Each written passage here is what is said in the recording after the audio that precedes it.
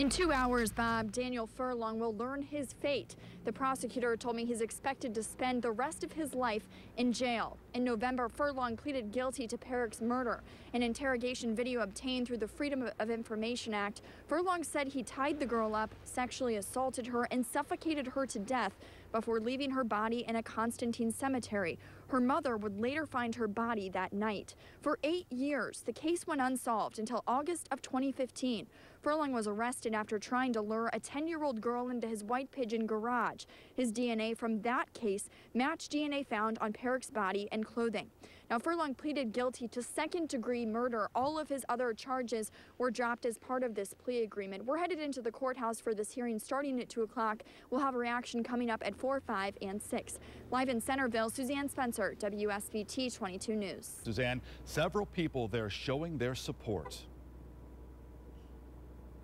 An investigator who came out of retirement to solve this case, the Michigan Cold Case team and the family of both Jodi Parrack and Daniel Furlong filled that courtroom. Furlong admitted to police he tied Parrack up and sexually assaulted her before dumping her body in a Constantine cemetery in 2007. The case went unsolved until August of 2015. That's when police say Furlong attempted to lure a 10-year-old girl into his white pigeon neighborhood. DNA obtained from that case matched DNA found on Parrack's body and clothing. The Constantine police chief said he knew a DNA match would eventually solve this case. I knew it. I knew from the start it would. I didn't expect it to be 8 years, but sure, there was no question in my mind right from the start, and I proclaimed it at the start that he'd be caught up. The judge sentenced Furlong to 30 to 60 years in prison. He'll be 95 years old before he even reaches the option of parole. Now, should the judge have chosen to sentence him to a life sentence, that opportunity for parole would have come much sooner. Now, during that sentencing hearing, Parrack's mother also addressed the judge, saying why she does not agree with this plea deal. Hear from her and all of that coming up at 6.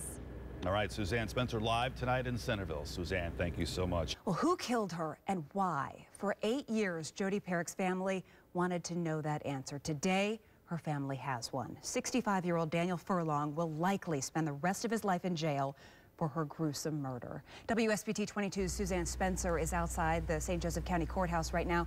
Suzanne, Parrack's mother had a very strong message for the judge. She said she didn't agree with the plea deal. She wanted torture for Daniel Furlong. She said she and everyone who loves Jodi will never be the same. So how has this kidnapping, rape, torture, and murder, and finding my daughter's body in the cemetery affected my life? For 8 years, I had to live my life every day, not knowing who killed my baby or why. But now investigators do have an answer. 65-year-old Daniel Furlong. It's something I never thought I would have to witness. During those 8 years, investigators looked into thousands of tips, conducted dozens of interviews, but ultimately, a DNA match in another case led to Furlong's conviction. I knew it. I knew from the start it would. I didn't expect it to be 8 years, but sure, there was no question in my mind right from the start. Constantine Police Chief Mark HONEYSETT stood alongside those who helped investigate the case. He said not a day went by that they didn't think of Jodi's face. On to the next one. You know, we're all going to carry this the rest of our lives. It's hard not to take stuff like this personal, especially when you do it every day for over 3 years for us. We'll never forget it. It'll never leave us. It'll also never leave Furlong, who will likely spend the rest of his years behind bars. Through an attorney, Furlong's family said the man portrayed in the news is not the man that they know. I know there's a lot of regret talking to him. I don't know if regret is the same thing as remorse. I can tell you he's got a lot of regret. And I know that what he's put his family through kills him. And what Jodi's family has been through has changed their lives too. Jodi is forever gone, and everyone who loves her will never be the same.